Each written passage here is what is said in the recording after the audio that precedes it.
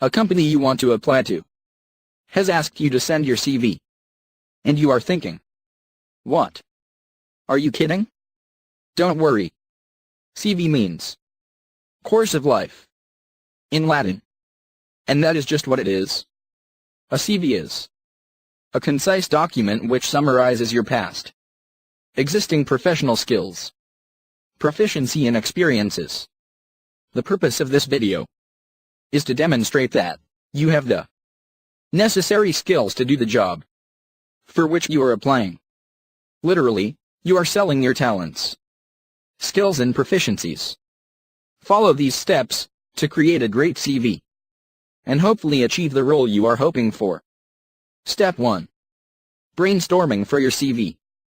Know what information a CV generally contains. Most CVs include your personal information, your education and qualifications, your work experience, your interests and achievements, your skills, and references. Also, experienced people tailor your resume to the job you are applying for. Use a modern but professional format. However, there is no set format for a CV. What you include is up to you. Step 2. Consider the job you are applying for. Research the company. A good CV is tailored to the specific job and company you are applying for. What does the company do? What is their mission statement? What do you think they are looking for in an employee? What skills does the specific job you are applying for require? These are all things to keep in mind when writing your CV. Step 3. Check the company's website for extra information about the CV. See if there is any specific information they want you to list in your CV. There might be specific directions listed on the application page. Always double check this. Step 4. Make a list of jobs you have held. These can be both jobs you hold currently and jobs you have held in the past. Include the dates that you began and ended your term at each particular job. Step 5. Brainstorm your hobbies and interests. Unique interests or hobbies will make you stand out. Be aware of the conclusions that might be drawn from your hobbies. Try to list hobbies that portray you as a team-oriented individual, rather than as a solitary, passive person. Companies want someone who works well with others and can take charge if need be. May you asked, what hobbies and interests that paint a positive image?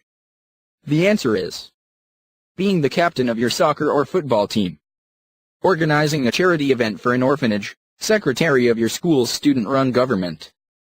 On the other side, the hobbies that imply a passive, solitary personality are watching TV, doing puzzles and reading.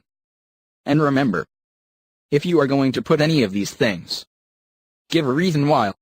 For instance, if you are applying for a job at a publishing house, put something like, I enjoy reading the great American writers, such as Twain and Hemingway, because I think their writing gives the unique perspective into American culture at the time they were writing. Step 6. Make a list of your relevant skills. These skills often include computing skills. Are you a wizard at WordPress, Excel, in design and languages you speak, or specific things the company is looking for, such as targeted skills?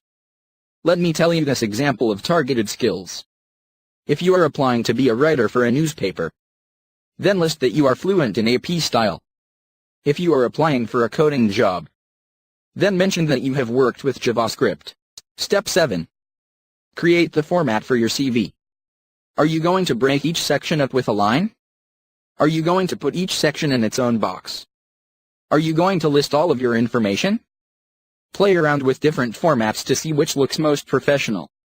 Aim for no more than the front and back of a standard sheet of paper. Step 8.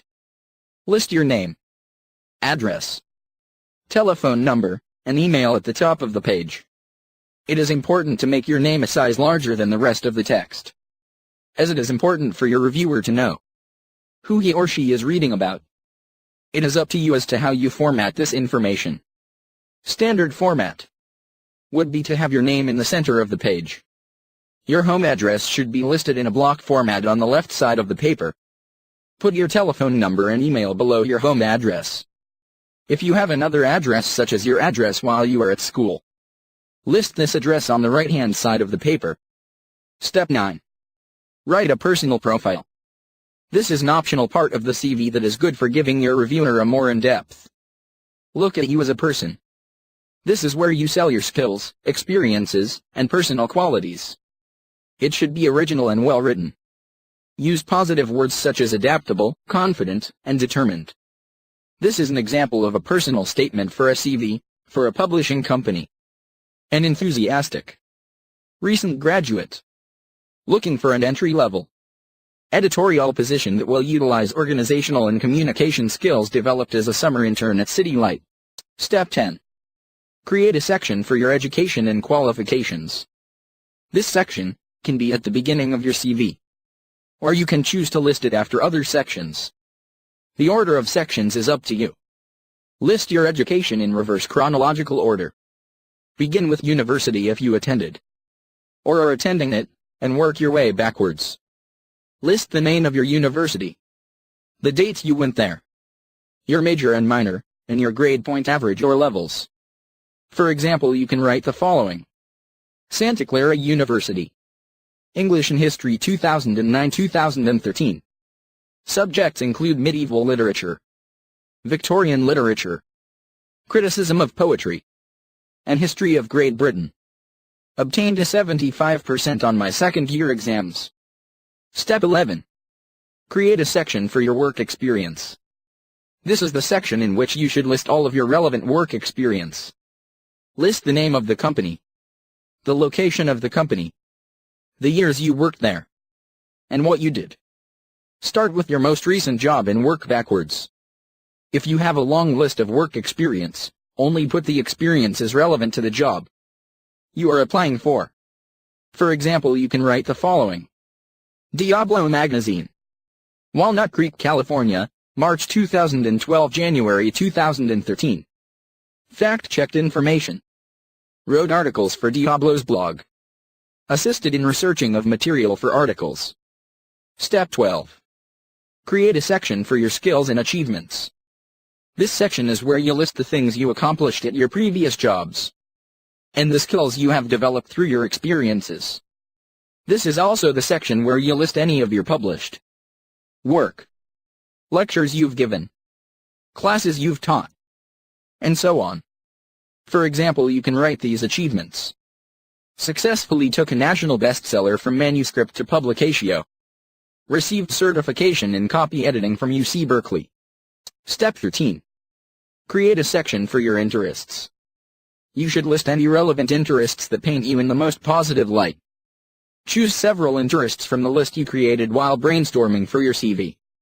Step 14. Create a section for other information. If there is a noticeable gap in your CV, or there is some other information you would like to share, just put it in this section. This sort of information can include leaving work to take care of children and so on. For example, you write this. I took 2 years off from my intended career path in publishing to teach English in Brazil through the TEFL program. Teaching English as a second language has helped me better understand the subtle nuances of the language. Step 15. Create a section for other information. If there is a noticeable gap in your CV, or there is some other information you would like to share, then put it in this section. This sort of information can include leaving work to take care of children. As an example, you can write, I took 2 years off from my intended career path in publishing to teach English in Brazil through the TEFL program. Teaching English as a second language has helped me better understand the subtle nuances of the language. Step 16. Create a section for references. These are people you have worked with in the past, such as professors, previous employers, and so on, that have seen your work and can credibly support praises that they give you. The company you are applying to may contact these references to find out more about your previous work. You should talk with the person you would like to list a reference before actually listing them. It is best to double-check that they still have the same number, are okay with giving you a reference, or that they remember who you are. Write down their full names and contact information, including their phone numbers and emails. Step 17. Check your spelling and grammar. Poor spelling is the quickest way to get rejected. If your CV is sloppy or riddled with errors, potential employers will be unimpressed. Double and triple check that you have spelled the name of the company correctly, as well as any companies you have worked for in the past. Step 18. Proofread for any sentences that could be written more concisely. CV that are concise and well written tend to do better than long-winded CV that have repetitive information. Make sure you don't repeat yourself. It's better to list many of your traits than the same few traits over and over again. Step 19. Read your CV as if you were the company you are applying to. What do you think about the layout and the information written there? Do you come across as a professional? Get someone else to read your CV. What do they think could be added or taken out? Would they hire you if they were a company? Step 20. Finally, check the company's application page. Look to see if there are any other materials they would like you to send in along with your CV. Companies may ask for a cover letter or samples of your work, such as articles you may have written. And good luck. Please don't forget to write your comments under this video if have any. Also, please like the video if you think it was good. Subscribe to our channel so we can provide always with the best videos.